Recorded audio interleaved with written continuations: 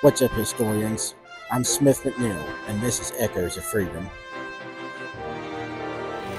Together, we'll travel to America's most iconic places, uncover hidden stories, and bring the past to life.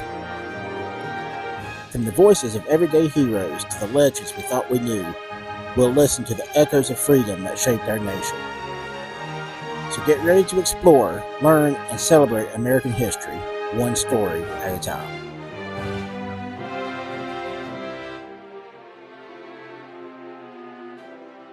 All right, so we're continuing on with our Petersburg tour, and as we were driving, we're on our way to the crater. I just had to stop and show y'all this little piece here.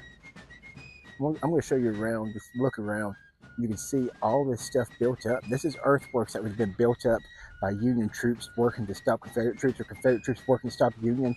You can see they've got the cannon set up behind me. There's a mortar over there, and what's really cool is not just how it's built up by land, but the fact they cut the timber to hold the wall up. They've built bunkers to go underneath ground and seek shelter. This is absolutely incredible to see the manpower that's gone into this and the work that they put in on the battlefield during the siege of Petersburg in order to stop oncoming assaults. And check this out. This is really cool.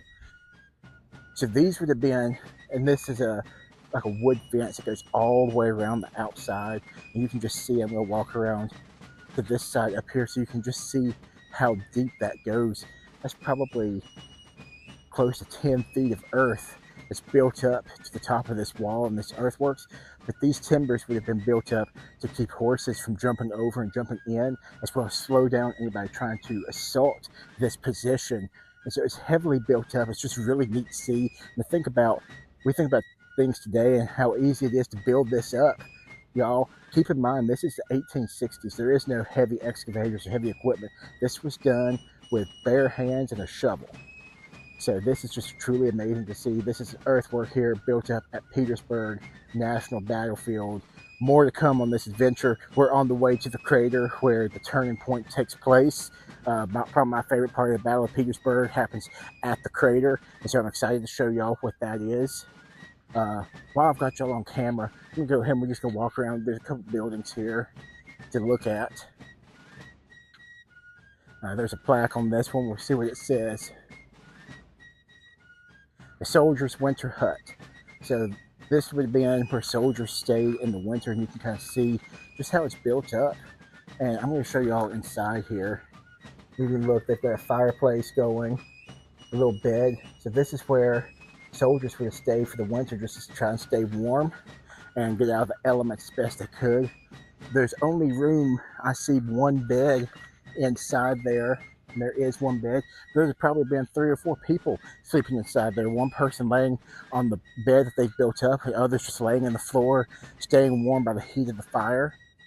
Of course, you've got tents, but there's been a bunch of those propped up all around. We've got one more building up here we're going to show before we move on and continue working our way to the crater.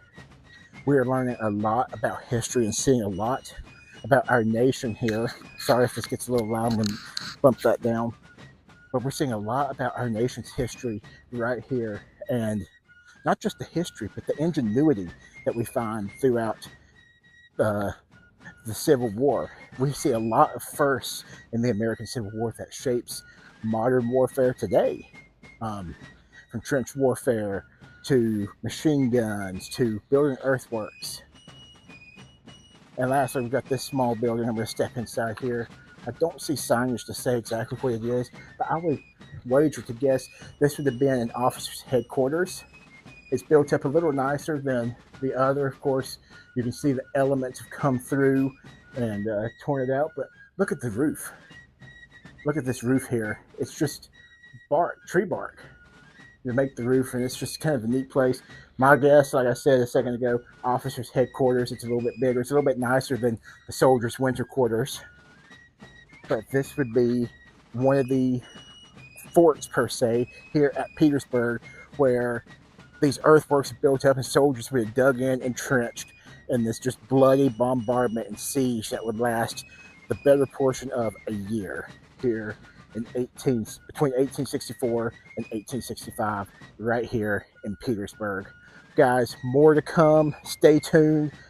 Appreciate y'all coming along on our adventure, and looking forward to sharing more history with you as we continue on right here in Petersburg, Virginia.